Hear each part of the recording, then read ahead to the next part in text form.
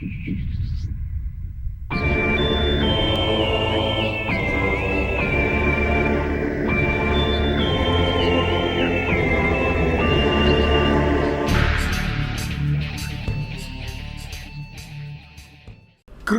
and welcome back, gentles and ladiesmen, to episode 24 of Let's Play Metroid Prime 2 Echoes. I'm ExoParadigmGamer. In the last episode, we did some backtracking around. Oh, I better have one. Yep. Thank goodness. I might have blown a hole through the TV if I did not happen to have had a power bomb. Hopefully these containers will give me more. Well, I do need beam ammo, so that helps. So, as in the last part, we're going to be cutting around as I find stuff. There are a few things we can get here, and I want to make sure I do that. I'll probably pay a quick trip to my ship as well. Unintentional rhyming for the win.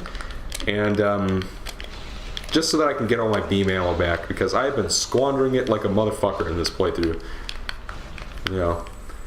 So, I guess I will see you guys later when I find some shite. Before I do that, I just want to note that this gate right here, we saw this earlier. I'm just right next to the ship room right here with the giant Galactic Federation ship. This door right here is made of denzium, which means we can blow it up with a power bomb. And yeah, it says high yield explosives, and it doesn't say denzium, but I'm pretty sure that regular bombs don't work, super missiles don't work. You have to have power bombs. Alright, that's all I wanted to say. I'll see you guys later. Alright, and we're back, folks. So first thing I'm gonna do, make sure you come in here with 2 power bombs, not just one. Make sure you have at least 2. This right here is a big cracked wall, which is explodable via power bomb. If you do not come in with, if you only have like one and you come in here, I did try yesterday to try to blow up both the gate and the wall at the same time. It didn't work. The power bomb doesn't have enough reach for that, so yeah, you do need to do it that way. So I believe that's what we can get with the power bomb for now. So I'm going to take a quick trip to my ship now. I'm going to stock up on everything that I need, and then I will see you guys in the Agon Wastes, probably. How close is it? I might be able to keep it in. Landing site's all the way over there, yeah. It shouldn't be too long. I don't know. I'm gonna cut. I'll see you guys later. Alright, folks, and we are back in the Agon Wastes now, so yeah, we're gonna be cutting pretty soon after this. I just wanted to show you guys where we were. So we're basically gonna be going around in a big sort of loop. We're going to be heading straight up here, and then we're going to be going up and around to here, then over here, then there, and then we're going to be taking this thing right here straight back to the Sanctuary Fortress. So we're just going to be basically going around in a big loop. So I will see you guys for more of that later. Alright, and we're back, ladies and folks. So kicking us off, we got some arrow troopers to take out. And of course the rate of fire on the dark beam is abysmal and cannot keep up with them, so use charge shots if you can. That costs a lot of ammo, so you don't want to. Ugh. I really wish it was easier to keep track of what I was doing while I'm doing this live, but you know, sometimes there are difficulties. So first thing we're gonna do is blow this fucker up with a power bomb. That'll really reveal a kinetic orb cannon. Hold the Z button so you grab onto this track as the moment you come up, and just go up and around, and booyah, there you go. Missile expansion, and we are golden. I'm going to actually change up my plan of attack a little bit here. We're going to be heading back to the Space Pirate base next. And actually, it's probably... Did I just get knocked off of that platform by that thing? Fuck you, little fucking snail bitch. So we're going to be heading straight up to the Space Pirate Bache, Space Pirate base, if you will. And I will see you guys then. Alright, and we're back. So here we are in the room where we fought Dark Samus that one time. I almost spoiled things. As you can see, there are spider ball tracks in the wall, and as usual, when there are spider ball tracks, you can climb around on them and shite. So just wait for your chance to jump in between the panels, and then you will make it through this little... Is it technically platforming? I don't know. You'll make it through this little section just fine. And as you can see, there are like phazon pools down there. So these are, I don't know, this is a pretty clever puzzle. It's one of the parts of the game I really remember. But here we have a thing, blow it up with the bomb, and then you can access the missile expansion. You do not need power bombs to open those, even though you might think you do. So yeah, that's what we can get here. We're gonna go straight back over to that room on the left. Let's see, what is the fastest way to get up there?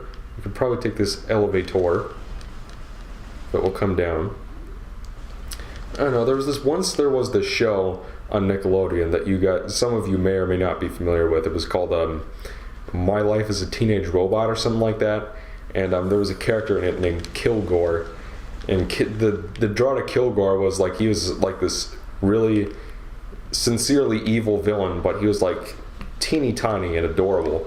And so like the plot was just sort of like that the main character was like, I don't know, didn't take him seriously at first, but he kept pestering her because she wouldn't like actually destroy him or anything, or maybe he was indestructible. I can't remember the exact thing. I don't know, when I said something that reminded me of Kilgore for some reason. I don't know why, but anyways, roll on up through here. Make sure you scan this panel first, otherwise this bomb slot won't energize, then you can't use it. And that threw me off during my test playthrough, so just do what I did there, you will be fine. That will drain the sand. This room reminds me of the poison gas room from Metroid Prime 1. Like this game sort of reminds me a little bit of Medieval 2, in that there's some parts of the game which seem clearly adapted from the first, or at least inspired, or very similar. I don't know. So now that we have that, we're going to go into this room. Yeah, no, it's not too far. I could probably just go. Let's see. And now that I've drained the sand, I have to use the boost ball to get up. Yeah, that's great, isn't it? So we'll climb around, go past the save room. Recharge your energy if you need it, save if you need it. I'm not going to do that because I don't know. I'm glad that I don't, because like if I did save a whole bunch of times, I would have been stuck with that bad first attempt at this session here, and I was not too pleased with it. So we are back here in this room with the giant containers. We are swarmed by a horde of Metroids. The dark beam is your friend, even on the dark versions, really. It'll freeze them, no problem, then you can kill them really easily. I mean, these things are easier to fight than the actual Metroids were in Other M. I hated that Queen Metroid fight so much. Like, everybody's just like, oh, that fight was so easy. It is easy if you can kill the Metroids as she's spawning them. If you don't, yeah, and you've got 6 Metroids on your ass, and you have to fucking stand in place to use your missiles, because that was a really good design choice. Brilliant, Yoshio Sakamoto. I mean, seriously, who thought that was a good idea? Why couldn't you shoot missiles in not first-person mode? From what I understand, the reason why they wanted to use the sideways Wii remote control for Metroid Other M was because they thought... Because apparently, according to Sakamoto, when they were designing the original Metroid, the limited control scheme forced them to be more creative about what Samus could do and how, and that's how like the Ice Beam came about. I think it was like a programming mistake or something that led to it.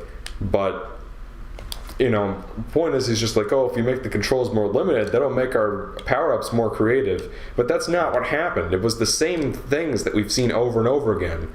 You know, like it was the same power-ups. They added a few things like the diffusion beam, but that was about it. And so then in the meanwhile, they're just like, oh, yeah, you have to stand in place to use your missiles. Why? What reason was there for that? It makes the missiles so much less useful than they could have been. Regardless, blow up this 4-leaf clover door, and on the inside you will see that there's a missile expansion. Now, in the past, I usually get this one using the last platforming ability you get in this game, but you can get it using the boost ball up there, and I discovered that during my test playthrough, so... and now I have to platform my way all the way back up there, because that's the way I need to go. Let's see. I don't know, it shouldn't be too bad. I just gotta lower this one. Yeah. So now we're going to cut again. We're going to be going, let's see. all the way over here, and that's quite a jog, as you might notice. So I'll be cutting. I'll see you guys then. Alright, and we're back, gentles and folks. This is the room where we located the, let's see, we got the dark burst in this room. So what you want to do is, there's a giant wall over here, blow it up with a power bomb, and now you can access this door, and there's a thing in here that is good, and you want to get it. Yay. Missile expansion, that's what it is. We got a new missile expansion. Booyah. So I think that's about it for the stuff we can get backtracking with power bombs and spider ball. So I'm gonna let's see, we're gonna head back to this room right here, and then there's an elevator that'll take us straight back to the Sanctuary Fortress, no detours. So I will see you guys there.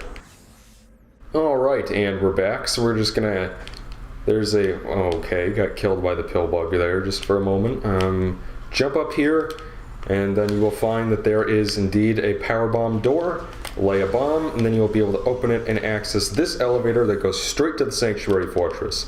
As I've said probably a few times at this point, I do appreciate how Metroid Prime 2 Echoes allows you to get to any area in the game from any area in the game. Like, in the first game, if you wanted to get to Phendrana Drifts from Town Overworld, you had to backtrack through the Magmore Caverns or the Chozo Ruins or something. And it was, I don't know, it was annoying, and it was mildly annoying in my opinion, because unlike the 2D games, backtracking could take forever, and it was not my favorite. I still like that game a lot, just to be clear. Just, if I'm comparing the two games, then, you know, that's what I have to say about that. Regardless, there's a glass tube here that we can destroy, and I believe we're going to get ambushed by a new enemy as soon as we enter this room, so I'm going to prepare my skin equipment for that. Now, these fuckers will lock you in, as you can see, so you have to fight them. Well, this fellow right here is an Ing Smasher. Designed to fight alongside the Luminoth, the Ink Smasher now seeks to destroy them. In close combat, it smashes its energized fists into the earth to send out powerful shockwaves, then pulverizes any immobile prey. It will fire salvos of missiles at long-distance quarry. It uses an energy shield in battle that can be adjusted to protect against a variety of beam weapons. The shield can be overloaded by opposite polarity beams, however, damaging the Ink Smasher in the process. So, these guys are basically this game's version of the Elite Pirates from the first game. They're a little different, and they sort of build off the dark light motif that is like so common in this game. Let's see, I'm going to try using a light burst on him, because alright, did some damage. Oh my goodness.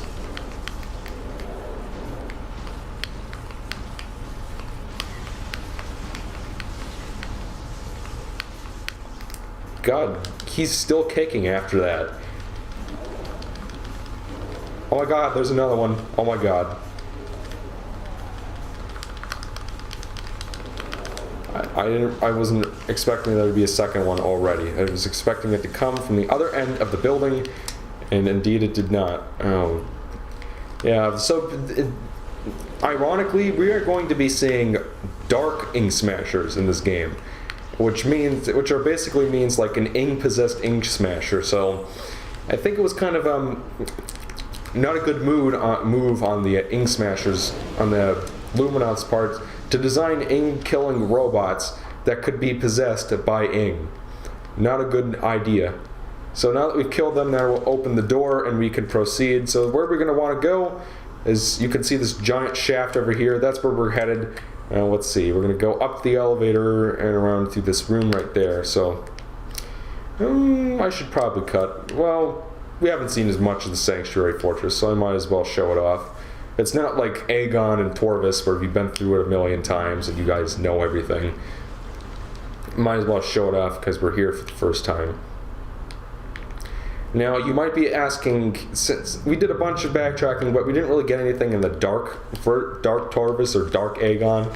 That's because I like to save that for when we're hunting down Sky Temple keys, because by that point you have an ability that makes backtracking through Dark Ether a lot less painful. Well, not that it's painful. It makes it easier and makes it less stressful. I'll put it that way. So these things, yeah, we've already met them before. Dark Beam kills them.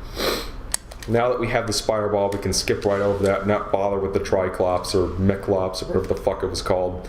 So what we want to do in this room is head up this little elevator here that will raise us up. You raise me up. I don't know if you guys have played Sonic Rush, but that's a song from that game. That game has a fantastic soundtrack, by the way. So, much like what we did to stop the outer ring, excuse me, much like what we did there, we just gotta turn this thing around. It takes a little bit of no, I didn't want to do that. There we go, and then we just, I think, like this? No. Oh, that worked. Alright. Sometimes I solve those puzzles by pure accident, I swear. So then you activate the switch, which is very insensitive for some reason. It'll make... How many times do I have to activate it? I mean, come on. Alright. And then that will lower the things, and then obviously the ring is now exposed. We can go use that to get further in this area. Go to the next boss, who gives us a rather unique ability, believe it or not. So, let's see. Now, it is possible to mess this up and to have to climb all the way back up here, so, you know, be careful about your positioning. Like, boosting off of surfaces in Metroid Prime 2 can be a little finicky. And thank goodness I have another power bomb on me. Let's head on over through here. And as we can see, Space Pirate's getting their ass kicked by Dark Samus. And by the way, she has a unique scan entry in this room at this time, so if you're going for the concept art and you want to get all of the scan entries, well, yeah, there you go. Now here's what I like about this, is that you can clearly see that she's like, you know, sucking Phazon out of those cannons, but the moment you come around and through this door, she's just gone. And I don't know how she gets away so fast, but whatever. Probably reading too much into it. I should probably farm some dark and light beam ammo, because in my yesterday's take of this particular episode, I had some problems with it, and it wasn't fun because I ran out of ammo during the fight. I recommend stocking up on your dark beam, because that seems to work better on her. I mean, like, that's not what you would expect, but that is the case by my experience. I wish that there were maybe more ammo stations lying around, kind of. I don't know, it's easy enough to get your ammo back, and when I'm actually being a little more, like, conserving my ammo and really thinking about that, it's not as big of a deal. It would take me forever to grind more, so, you know, actually, I think we're going to save this what's up ahead for the next part. So, join me in part, what is it, 25 of Let's Play Metroid Prime 2 Echoes. We're going to be going through that door and taking on Dark Samus for a second time, so I'll see you guys then.